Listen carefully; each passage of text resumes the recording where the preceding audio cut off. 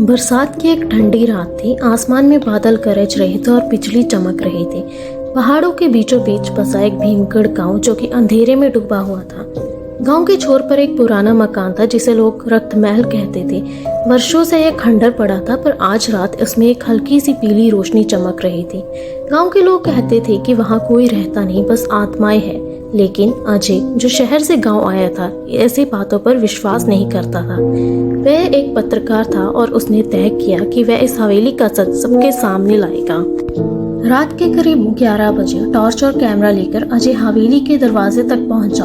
दरवाजा आधा खुला था, जैसे किसी ने उसका इंतजार किया हो। अंदर कदम रखते ही ठंडी हवा का एक झोंका आया और दरवाजा अपने आप बंद हो गया। अजय ने दिल को मजबूत किया और आगे बढ़ा। हवेली के अंदर सन्नाटा था, सिर्फ ऊपर किसी के कदमों की आहट सुनाई दे रही थी। कोई है, उसने पुकारा, लेकिन कोई जवाब नहीं आया। बस सीढ़ियों के ऊपर से हंसने की आवाज आ रही थी। वह धीरे धीरे ऊपर चढ़ने लगा। हर कदम के साथ सीढ़ियां चरमराती और दीवारों से पुरानी सीली गंध आती। ऊपर चढ़ते ही उसने देखा एक लंबा गलियारा, दोनों ओर बंद कमरे और अंत में एक दरवाजा आधा खुला। उस कमरे से हल्की पीली रोशनी और अगरबत्ती जैसी खुशबू आ रही थी। अजय ने दरवाजा खोला। कमरा खाली था। बीच में बस एक टूटी हुई लकड़ी की कुर्सी और दीवार पर टंगा एक पुराना धूल से ढका आईना। उसने कैमरा ऑन किया और आईने के पास जाकर सफाई करने लगा। तभी उसे आईने में अपने पीछे एक महिला का चेहरा दिखा। वह लंबा सफेद लिबास पहने थी, बाल उसके चेहरे पर झूल रहे थे और आंखें लाल चमक रही थी। अजय ने तुरंत मुड़कर देखा, पीछे कोई नहीं था। जब उसने दोबारा आईने में झांका तो वह महिला और करीब आ गई थी। अब उसकी मुस्कान अजीब तरीके से फैल चुकी थी और होंठों से काला तल टपक रहा था। अचानक आईना टूट गया और कमरे की लाइट बुझ गई। अब अजय अंधेरे में था। उसे महसूस हुआ कि कोई उसके कान के पास खड़ा सांस ले रहा था। उसने टॉर्च जलाई, लेकिन सामने कुछ नहीं था।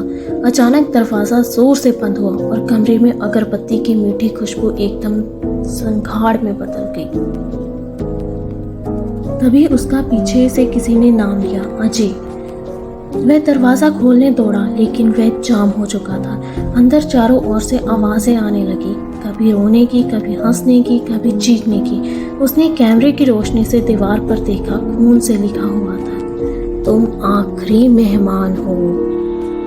अजय ने पूरा जोर लगाकर दरवाजा खोला और गलियारे में भागा, लेकिन गलियारा अब पहले जैसा नहीं था। वह लंबा खींचता जा रहा था, अंत कहीं नजर नहीं आ रहा था। दीवारों पर हाथ जैसे उभर आए थे, जो हिल रहे थे और उसकी ओर बढ़ रहे थे। एक हाथ ने उसकी जैकेट पकड़ ली। उसने झटके से छुड़ाया और भागा। नीचे उतरकर वह मुख्य दरवाजे तक पहुंचा, लेकिन वहां एक औरत खड़ी थी, वही सफेद कपड़ों वाली, लाल आंखें वाली। उसने धीमे से कहा, अब तुम यहीं रहोगे हमारे साथ। अजय पीछे हटने लगा, लेकिन उसके पैरों के नीचे की जमीन नरम हो गई, जैसे दलदल हो। अचानक फर्श टूट गया और वह अंधेरे में गिरने लगा। गिरते गिरते उसने देखा नीचे सैकड़ों चेहरे थे, सबकी आंखें लाल, और सब उसके लिए हाथ फैलाए खड़े थे। अगली सुबह गांव के लोग हवेली के पास से गुजरे। दरवाजा बंद था, लेकिन अंदर से अगरबत्ती की हल्की खुशबू अभी भी आ रही थी और दीवार पर ताजे खून से लिखा था, एक और मेहमान आ चुका है।